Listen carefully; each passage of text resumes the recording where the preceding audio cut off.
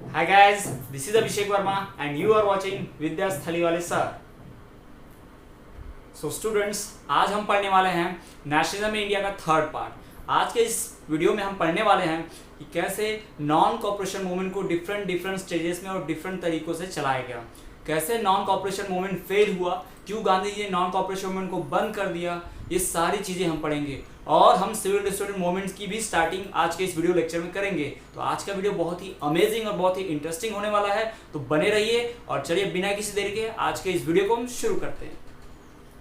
तो हम डिस्कस करने वाले हैं कि कैसे नॉन कॉपरेशन में अलग अलग प्लेसेस पर, अलग अलग जगहों पर, अलग अलग रीजन्स में डिफरिंग स्ट्रैंड्स है। मतलब एक ही मोमेंट को लोग अलग अलग जगहों पर अलग अलग वे में ले रहे थे और उस मोमेंट को अलग अलग तरीकों से चला रहे थे।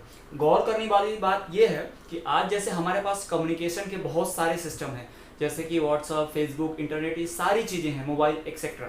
लेकिन उस समय में, इस वक्त जब गांधी जी हमारे कंट्री को लीड कर रहे थे, उस समय में 90s में किसी भी तरह का कोई भी कम्युनिकेशन सिस्टम अवेलेबल नहीं था, जिसकी वजह से कोई भी मैसेज या कोई भी स्पीच लोगों का इंफॉर्मेशन पहुंचाना बहुत ही मुश्किल काम था। हुआ क्या है, गांधी जी अगर दिल्ली में है, गांधी जी ने अगर कोई स्पीच दिया, कोई बात कही कि हमें नॉन वायलेंस से मूवमेंट चलाना है, तो दिल्ली से गुजरात तक वो बात पहुंचते पहुंचते कुछ ना कुछ उसमें डिफरेंस आ जाता था। गांधी जी ने कहा मूवमेंट नॉन वायलेंस से चलाना है, तो गुजरात पहुंचते पहुंचते सिर्फ इतनी बात पता चली कि मूवमेंट चलाना है।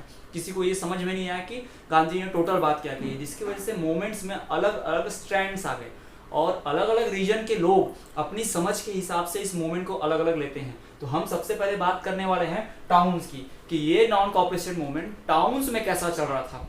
तो टाउन्स में जो मैक्सिमम जो मेजॉरिटी होती है वो किन लोगों की होती है, वो मिडिल क्लास के लोगों की होती है।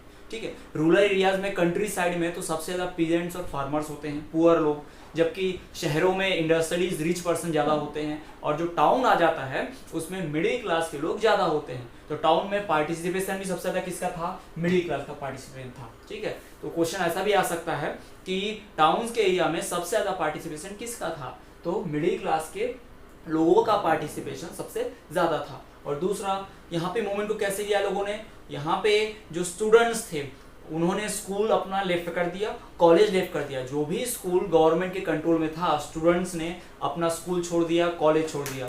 टीचर्स ने उन स्कूल से और कॉलेजेस से रिजाइन कर दिया, उन्होंने वहाँ पढ़ाना बंद कर दिया। हमारे लॉयर्स ने गवर्नमेंट के कोर्ट्स में जाना, मजिस्ट्रेट्स ने उनकी कोर्ट्स में जाना गिव अप कर दिया। कोई प्रैक्टिस नहीं करना चाहता था गवर्नमेंट के कोर्ट्स में, किसी ने भी केस लड़ने से मना कर दिया। और तो और जो काउंसिल इलेक्शंस होते थे, यानी कि ब्रिटिश गवर्नमेंट जो चुनाव करवाती थी, उस चुनाव को भी बायकॉट कर दिया गया हम इंडियंस के द्वारा। ये सब कुछ हुआ सिर्फ और सिर्फ गांधी जी का कहने पर, नॉन कॉपरेशन मूवमेंट के अंडर। जैसा कि हमने नॉन कॉपरेशन में पढ़ा था कि हमें अंग्रेजों को कॉपरेट नहीं करना है। ठीक, तो ये सारी चीजें हुई हैं टाउन्स में। बट गौर करने वाली बात एक यहाँ पर यह है कि काउंसिल इलेक्शन में लगभग सभी पार्टियों ने बायकॉट कर दिया, किसी ने भी काउंसिल इलेक्शन में पार्ट नहीं लिया इंडियन पार्टीज में से। लेकिन एक ऐसी पार्टी थी जिसने काउंसिल इलेक्शन में पार्ट लिया सबके अपोज जाते हुए, वो पार्टी थी नॉन ब्राह्मण्स की जस्टिस पार्टी। ध्यान रखिएगा, एग्जाम में कभी कभी ऑब्जेक्टिव में पूछ देता है। तो नॉन ब्राह्मण्स की जो जस्टिस पार्टी थी, उस पार्टी ने इलेक्शन में पार्ट लेने का डिसाइड किया। तो सवाल ये आता है कि क्यों आखिर, बाकी जब सारे इंडियन लोग पार्टिसिपेट नहीं कर रहे हैं, इस इलेक्शन का बायकॉट कर रहे हैं, तो जस्टिस पार्टी को कौन सा भूत सवार है कि उसने इलेक्शन में पार्टिसिपेट किया।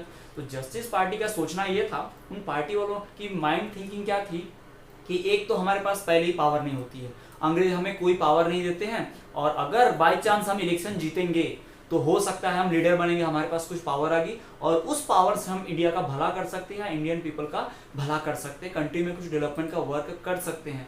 तो इसी सोच के साथ उन्होंने क्या किया, काउंसिल इलेक्शन को पार्टिसिपेट किया। तो यहीं पर एक जो वीक पॉइंट है नॉन कॉपरेशन में नजर आ गया कि सारे लोग यूनाइटेडली सब चीज़ों का बायकॉट कर रहे हैं, लेकिन अकेली एक ऐसी पार्टी है, जस्टिस पार्टी जो है नॉन ब्राह्मण्स की, उन लोगों ने इलेक्शन में पार्टिसिपेट कर दिया। तो ये मूवमेंट का जो पूरा सेटअप है कहाँ पर है, टाउन्स में है। तो अब हम देखेंगे कि इस सब एक्टिविटी का, टाउन्स में सारी एक्टिविटी करने का, मिडिल क्लास के पार्टिसिपेशन का फर्क क्या पड़ा, क्या कॉन्सिक्वेंसेस हुए मिडिल क्लास का। ठीक है, तो चलिए हम इन सबको आगे डिस्कस करते हैं। अब अगर टाउन्स में चीज़ों का बायकॉट होगा, अगर फॉरेन गुड्स का बायकॉट किया जाएगा, स्टूडेंट्स, टीचर्स, ये सब लोग स्कूल कॉलेजेस इंस्टीट्यूट से लेफ्ट कर देंगे, रिजाइन कर देंगे, वहाँ जाने से मना कर देंगे, तो इसका कुछ ना कुछ तो इफेक्ट जरूर होने वाला है। तो हम इसके इकोनॉमिक इफेक्ट की बात कर लेते हैं। इकोनॉमिक इफेक्ट क्या हुआ?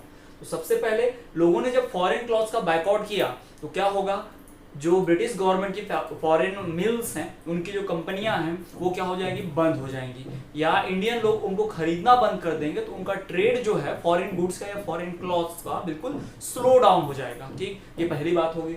दूसरी, तो हमारे इंडियन लोगों ने क्या किया, जो भी लीकर शॉप्स थे यानी दारू की जो दुकानें हुआ करती थी फॉरेन वाली, उनके पास में प्रदर्शन किया जाता, उन्हें उनकी घेराबंदी की जाती, डेमोन्स्ट्रेशन किया जाता है ना। द लिकर शॉप्स और पिकेट मीन्स डेमोन्स्ट्रेशन, प्रोटेस्ट, ताकि उसको बंद किया जाए या उसे ना बेचा जाए, इस तरह की चीजें की जाने लगी। इससे और भी कॉन्सिक्वेंसेस हुआ, और भी इफेक्ट हो गए, जैसे कि जो भी ट्रेडर्स उस ट्रेड में इन्वॉल्व है, लिकर के ट्रेड में इन्वॉल्व है या फॉरेन क्लॉथ के ट्रेड में इन्वॉल्व है, उनकी जॉब्स भी चली गई, है ना। तो उसके भी हम कुछ इफेक्ट्स पढ़ेंगे आगे।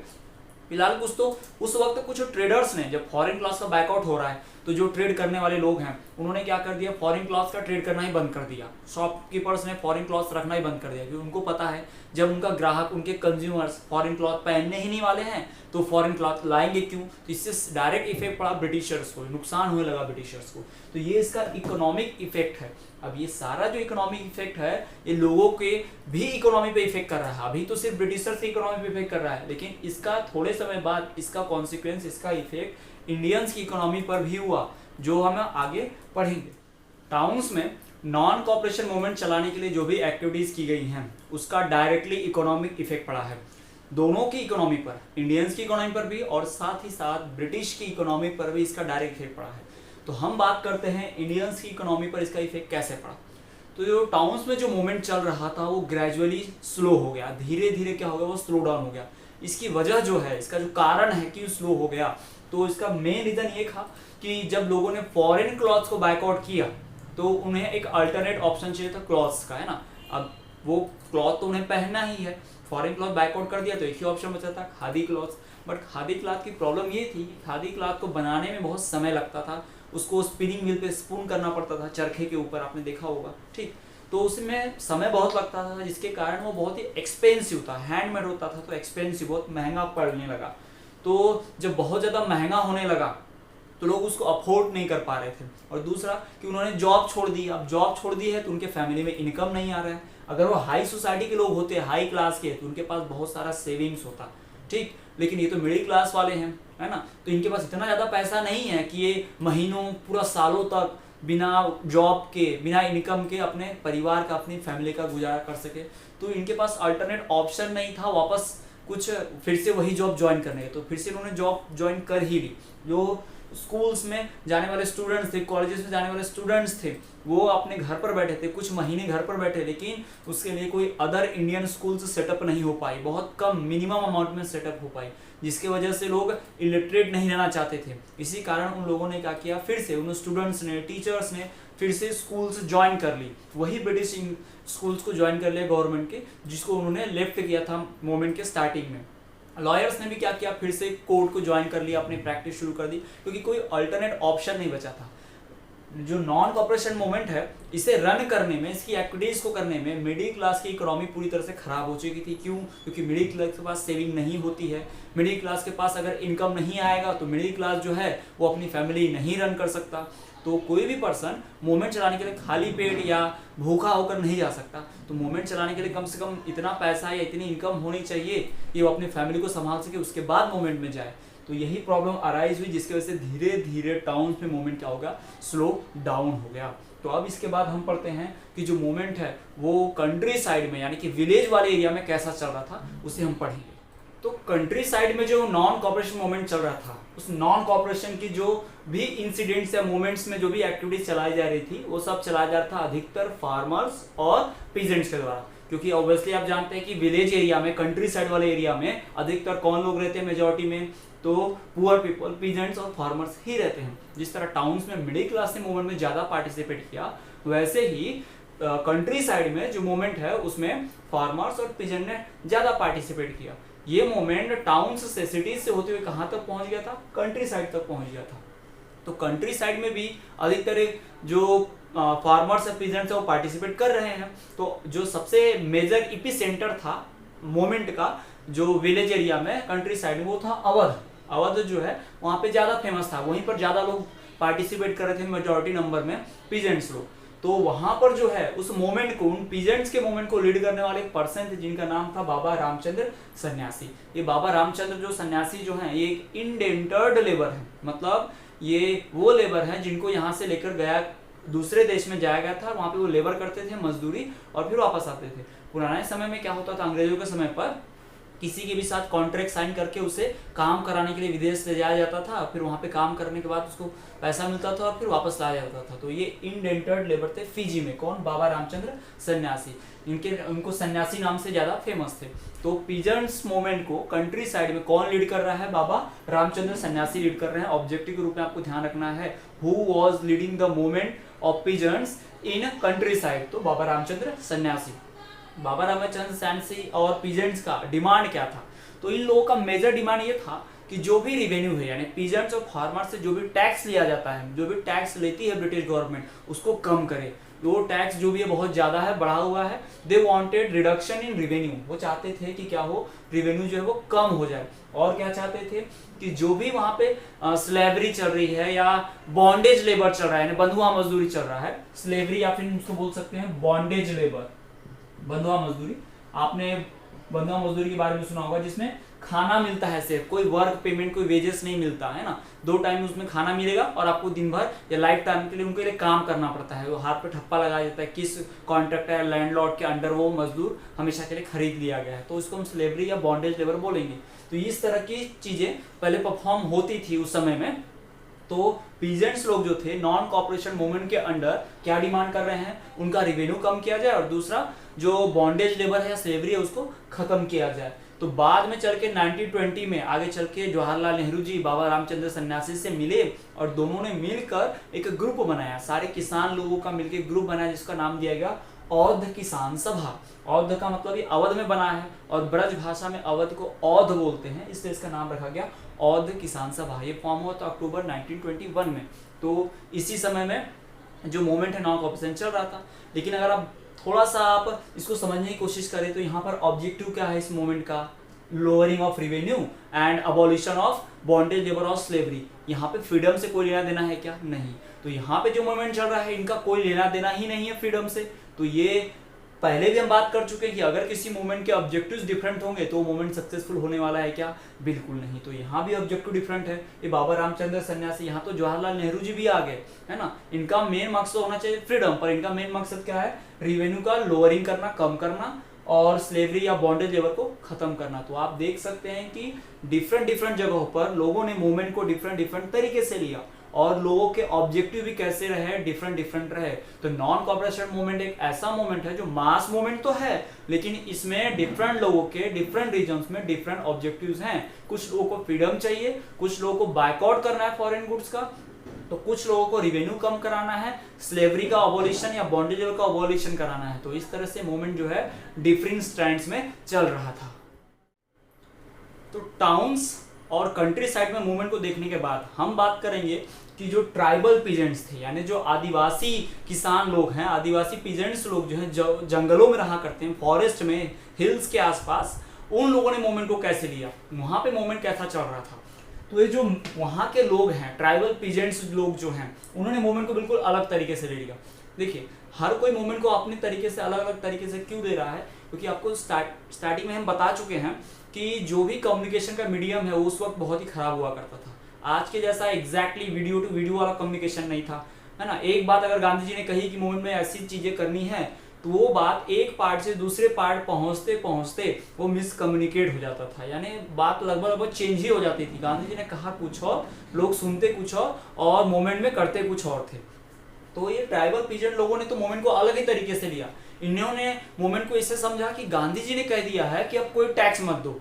गांधी जी ने कहा कोई टैक्स पे नहीं करना है, और तो जो भी जमीन सरकार के पास है, सरकार गवर्नमेंट उस जमीन को फिर से रिडिस्ट्रीब्यूट करेगी, सरकार सबको फिर से नया लैंड देगी। इस तरह की बातें इन लोगों ने समझी। इन लोगों को लगता था कि गवर्नमेंट जो है इनके लिए फेवर में काम करेगी, गवर्नमेंट का सीधा बायकॉट करना है, गवर्नमेंट को सपोर्ट नहीं करना था नॉन कॉपरेशन में, लेकिन इनको लगता था कि गवर्नमेंट का बायकॉट करना है। हम आपको स्टार्टिंग में बता चुके हैं नॉन कॉपरेशन मूवमेंट में लॉज नहीं तोड़ने हैं, है ना, अंग्रेजों को हेल्प नहीं करनी है लेकिन लॉज भी नहीं तोड़ने हैं। लेकिन ये लोग तो सीधे सीधे लॉ तोड़ रहे हैं कि लैंड का रिडिस्ट्रीब्यूशन करो, टैक्स पे मत करो, ये सारी चीजें। और तो और इनका एक डिमांड था कि फॉरेस्ट लॉज जो बने हैं न्यू, उनको हटाया जाए। कि ट्राइबल लोग हैं, ट्राइबल लोग अधिकतर जंगलों में रहते हैं, वहीं पर वो खेती करते हैं, शिफ्टिंग एग्रीकल्चर वगैरह परफॉर्म करते हैं। तो वो अगर खेती करेंगे वहां पर और फॉरेस्ट लॉ होंगे तो खेती तो कर नहीं पाएंगे, है ना। फॉरेस्ट लॉ के बारे में पहले ही पढ़ चुके हैं, जिसकी वजह से इन्हें अपना घर छोड़ना पड़ा था, जंगल से निकल के बाहर जाना पड़ा था। इस वजह से ये लोग और एंग्री के थे और इन्होंने आगे चल के वॉयलेंट मूवमेंट भी किया, जिसके बारे में हम आगे पढ़ेंगे।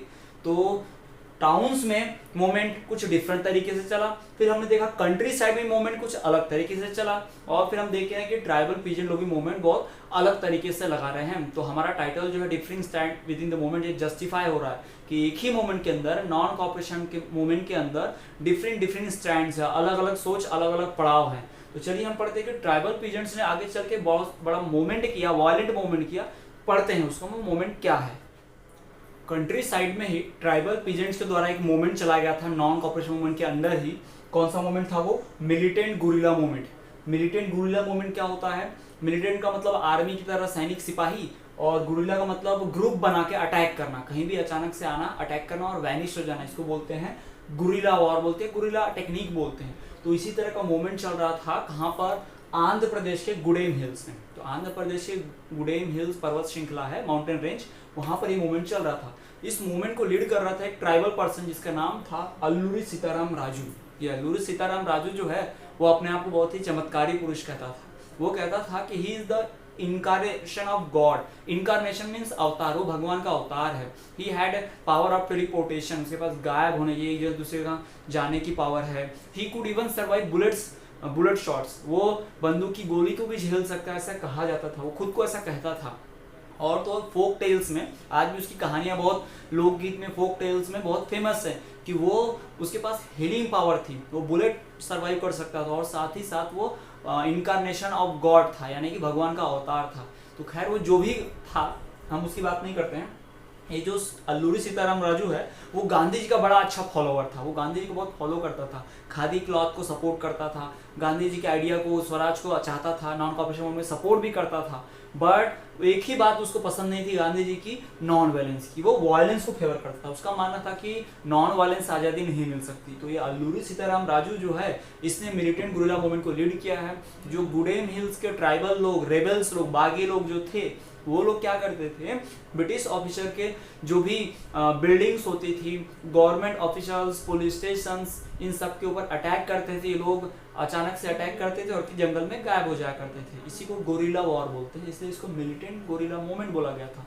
ये अल्लूरी सीताराम राजू और उसके साथियों ने मिलकर ब्रिटिश गवर्नमेंट को लगभग 3 से 4 सालों तक बहुत परेशान किया।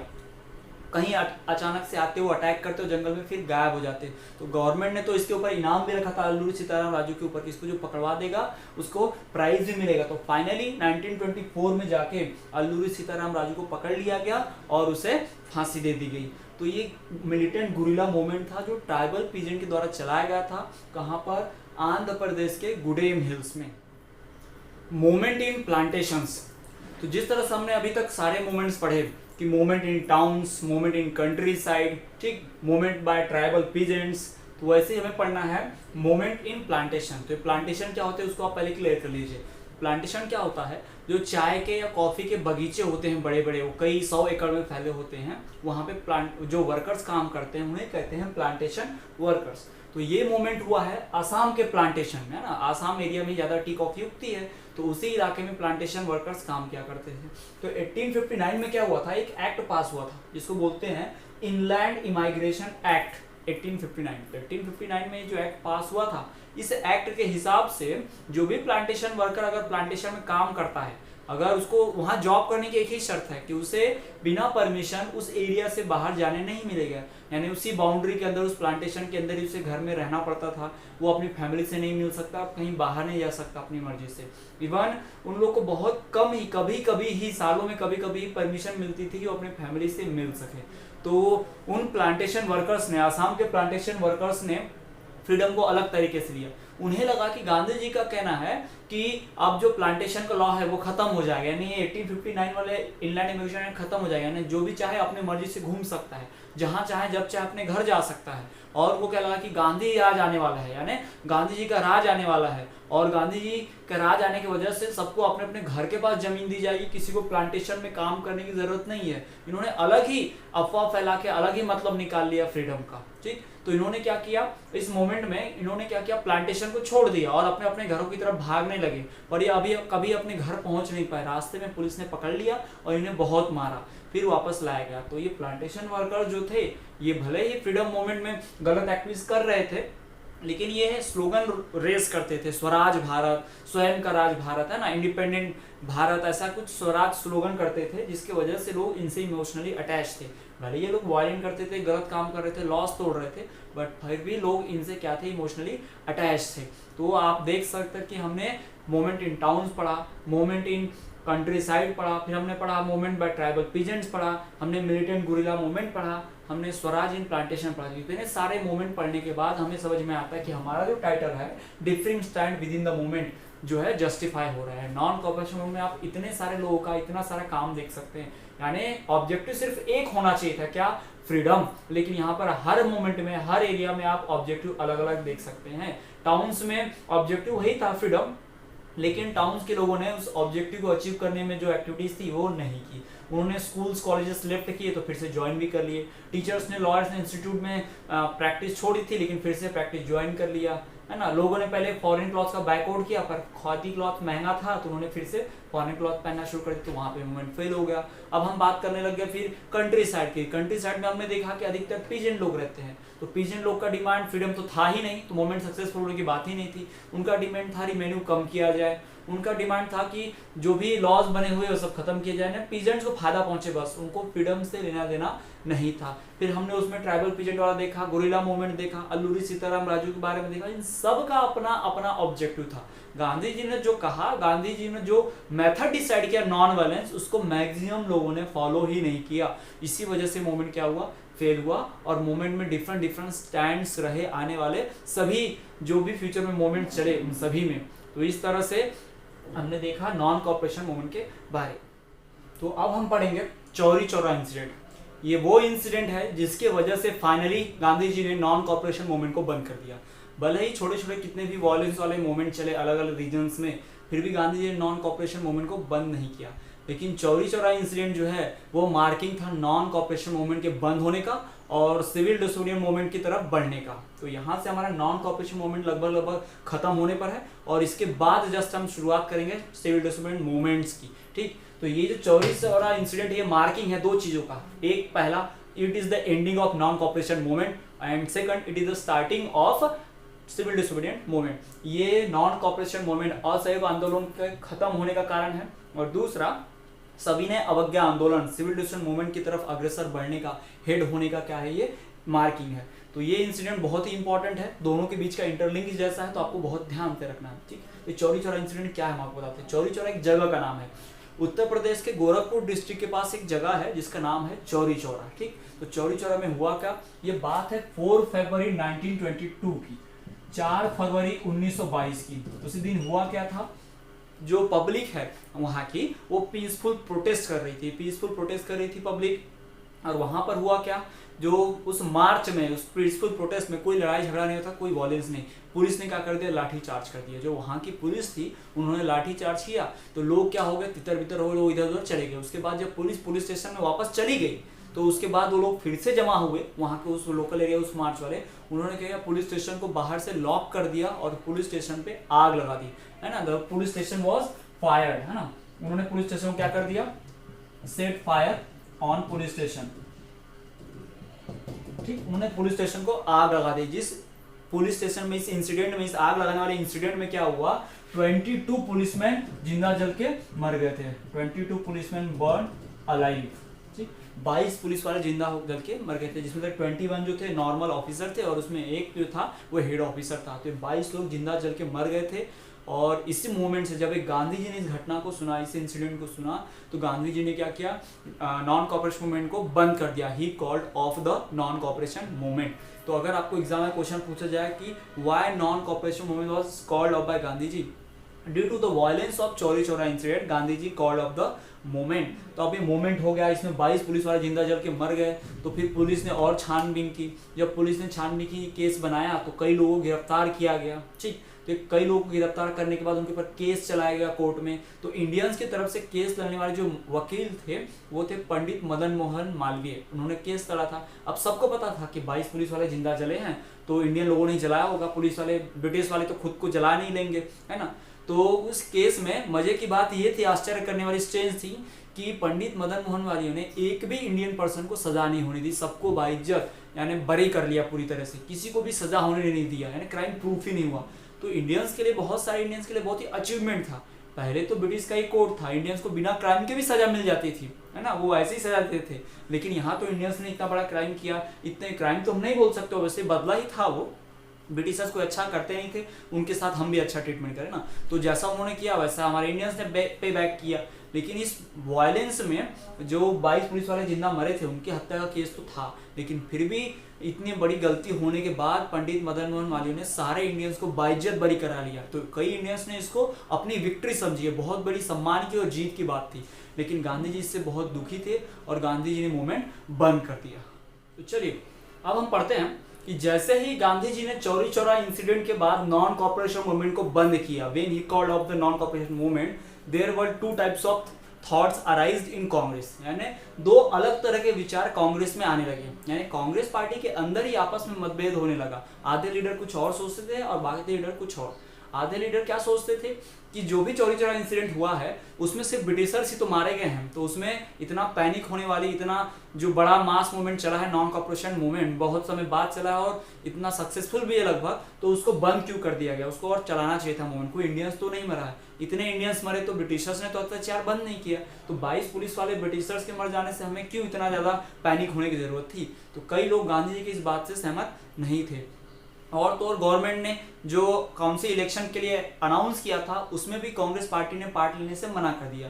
तो पार्टी के कुछ लीडर थे जैसे कि CR दास और जवाहरलाल नेहरू, CR दास, चित्तरंजन दास, जवाहरलाल नेहरू, इन लोगों ने अपनी खुद की अलग पार्टी बना ली जिसको कहा गया स्वराज पार्टी।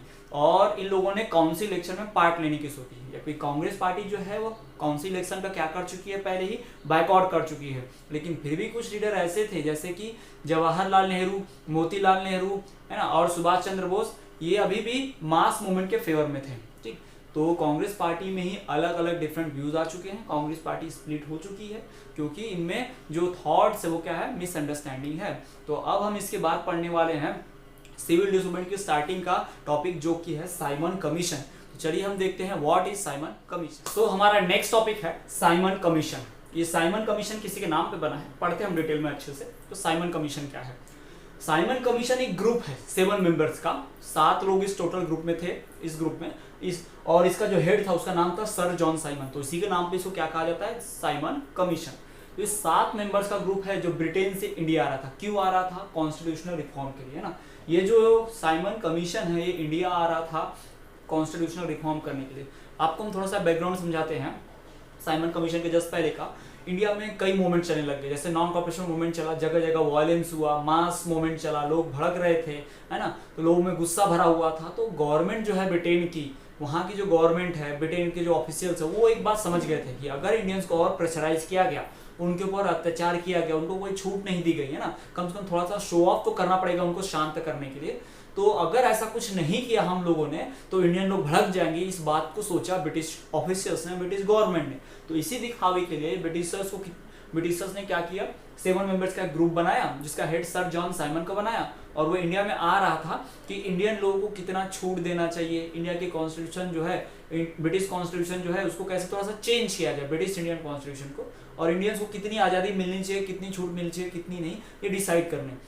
तो इंडियंस ने इसको बहुत जोर शोर से बाइकआउट किया। इंडियन लोगों का क्या कहना था कि आज़ादी हम इंडियंस के लिए मिलने वाली है ना, हमारे लिए क्या अच्छा है क्या बुरा डिसाइड करने आ रहे हैं ये लोग, लेकिन इस ग्रुप में कोई इंडियन है ही नहीं, तो ये क्या मजाक चल रहा है।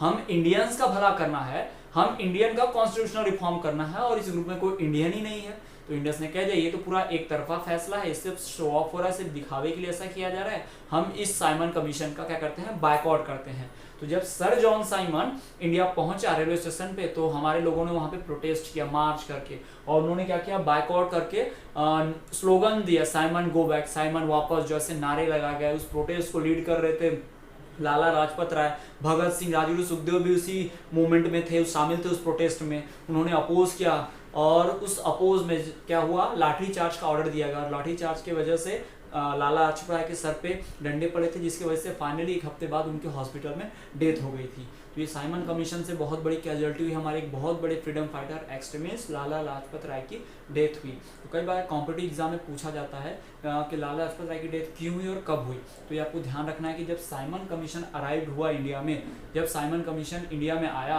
तो क्या हुआ, उसके प्रोटेस्ट में लाला लाजपत राय की डेथ हुई। तो साइमन कमीशन क्या है, क्लियर है आपको। साइमन कमीशन एक ग्रुप है, कितने का, 7 मेंबर्स का ग्रुप है, जिसका हेड कौन है, सर जॉन साइमन, इसलिए इसे क्या कहा जाता है, साइमन कमीशन। और ये क्यों आ रहा था इंडिया में, तो ये आ रहा था इंडिया में कॉन्स्टिट्यूशन रिफॉर्म करने के लिए। किसके द्वारा भेजा गया था, ब्रिटेन में एक न्यू गवर्नमेंट बनी थी जिसका नाम था Tory government, newly elected government थी, नई सरकार बनी थी, ब्रिटेन में इलेक्शन हुआ था और नई सरकार बनी। तो इस नई सरकार ने क्या किया, एक ग्रुप भेजा और बोला कि इंडियंस को शांत करने के लिए कुछ ना कुछ करना पड़ेगा। तो सर जॉन साइमन अपना हेड बन के इंडिया में आए, लेकिन इंडियंस का कहना था कि हम इंडियंस की आज़ादी के लिए एक इंडियन ही सोच सकता है, लेकिन इस ग्रुप में कोई इंडियन तो है ही नहीं, तो ऐसा मजाक नहीं करना है हमारे साथ, है ना। अगर हमारा सच में भला सोचना है, ब्रिटेन गवर्नमेंट भला सोचती है इंडियंस का, तो उस ग्रुप में इंडियन रखो, लेकिन ब्रिटिश गवर्नमेंट इसके लिए माने नहीं। तो इंडियंस ने क्या कहा, हम इस ग्रुप का बायकॉट करेंगे, इस कमीशन का बायकॉट होगा। तो बायकॉट कैसे किया, जब साइमन कमीशन इंडिया आया तो साइमन गो बैक, साइमन वापस जाओ के स्लोगन रेज किए गए। ठीक, तो ये हमारा Simon Commission. So our next topic is demand of Purna Swaraj. पूर्ण स्वराज मीन्स टोटल इंडिपेंडेंस। हाँ, पूर्ण स्वराज का मतलब होता है टोटल इंडिपेंडेंस। ब्रिटिशर्स ने इससे पहले कई बार इंडिया को आधी अधूरी आज़ादी देने की बात कही। आधी अधूरी आज़ादी का मतलब क्या, कि इंडिया में इलेक्शंस होंगे, उन इलेक्शंस में लीडर्स को हम लोग चुनेंगे, इंडियंस लोग, लेकिन वो लीडर चुनने के बाद किसके ऑर्डर्स फॉलो करेंगे, ब्रिटिशर्स के। इसी को बोला जाता है डोमिनियन स्टेटस, यानी आधी अधूरी आज़ादी, जिसको लेने से साफ मना कर दिया हमारे इंडियंस ने और कांग्रेस के लीडर्स ने। कुछ कांग्रेस के लीडर्स को छोड़ दिया जाए तो बाकी सारे लोग टोटल इंडिपेंडेंस के फेवर में थे, यानी कि पूर्ण स्वराज चाहते थे। उन्हें लगता था कि हमें आज़ादी के कुछ भी कम मंजूर नहीं है, हमें आज़ादी ही चाहिए, वो भी टोटल इंडिपेंडेंस चाहिए। तो पहले क्या हुआ, अक्टूबर 1929 में उस वक्त इंडिया में जो वायसराय था लॉर्ड इरविन, उसने ऑफर दिया गांधी जी को और पूरे कांग्रेस के लीडर्स को कि हम आपको डोमिनियन स्टेटस देते हैं, यानी जिस तरह से बताया कि आप सब रूल करो, लेकिन बस आपके रूलर्स रिप्रेजेंटेटिव ऑर्डर्स हमारी फॉलो करेंगे। लेकिन इस बात को मना कर दिया गांधी जी ने और कांग्रेस लीडर्स ने। और उसने एक और ऑफर दिया कि राउंड टेबल कॉन्फ्रेंस में पार्ट लेने का। ये राउंड टेबल कॉन्फ्रेंस क्या होता है, तो ब्रिटिश गवर्नमेंट जिस कंट्री पे रूल करती थी, यानी कॉलोनियल गवर्नमेंट जिस कंट्री को गुलाम बना के रखी थी, उस कंट्री के हेड को मिला के उसको लेके लंदन में एक मीटिंग करते थे और डिसाइड करते थे कि हम आपके कंट्री को भला कर रहे हैं, आपकी कंट्री के ऊपर रूल करके आपके ऊपर एहसान कर रहे हैं, आपके लिए भला करेंगे, वो करेंगे, यानी उनको अपने फेवर में लेने की कोशिश करते थे। तो इस राउंड टेबल कॉन्फ्रेंस का क्या किया गया, बायकॉट किया गया। ठीक, तो पहला राउंड टेबल कॉन्फ्रेंस जो है कांग्रेस ने क्या कर दिया, बायकॉट कर दिया। तो ये जो वायसराय इरविन है उसने डोमिनियन स्टेटस का ऑफर दिया, लेकिन इंडियंस ने उसको ठुकरा दिया। इंडियंस ने कहा कि हमें क्या चाहिए, सिर्फ और सिर्फ टोटल इंडिपेंडेंस। और इसने एक और ऑफर दिया था कि आपको डोमिनियन स्टेटस के साथ साथ एक और ऑफर है कि आप राउंड टेबल कॉन्फ्रेंस में पार्टिसिपेट कीजिए जो लंदन में होती है। लेकिन इस राउंड टेबल कॉन्फ्रेंस का क्या कर दिया गया, कांग्रेस ने बायकॉट किया था। This was the first round table conference, but after that a second round table conference was held in which Gandhi ji participated London. जी हाँ, गांधी जी पहला वाला बायकॉट किए थे, लेकिन दूसरे वाले राउंड टेबल कॉन्फ्रेंस में पार्टिसिपेट करने कहाँ गए थे, लंदन गए थे। लेकिन वहां भी जाना उनका सफल नहीं हुआ और वो निराश होकर वापस लौट आए, उन्होंने दूसरा मूवमेंट शुरू किया। तो उसके बाद ही हम ये सारी चीजें और सिविल डिसोसिएशन मूवमेंट को टोटली पूरा डिस्कस करेंगे। सो आज के वीडियो में इतना ही।